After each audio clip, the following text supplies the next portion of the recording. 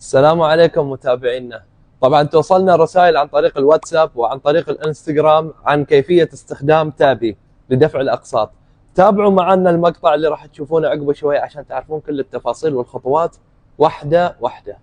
طبعا أول شيء تدخل المتصفح اللي عندك، جوجل كروم، جوجل سفاري، اللي يكون أي متصفح عندك، تكتب موقعنا 8bitbh.com، راح يدخلك على موقعنا. طبعا منتجاتنا موجودة قدام عينك، تختار المنتج اللي انت تحتاجه.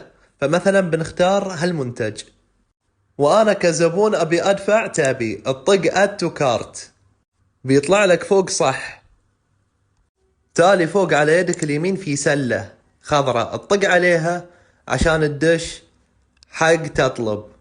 تحت في تابي مكتوب، بعدين تطق الزر الاحمر. تالي المتصفح راح يحولك حق هالصفحة عشان تدخل كل بياناتك اللي انت لازم تدخلها في هذه الخانات اللي تشوفها قدام عينك.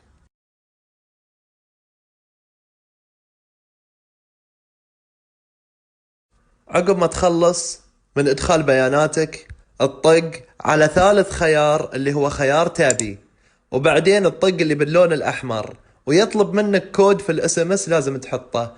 عقب ما يوصل لك الكود من الاس ام اس، تحط الكود في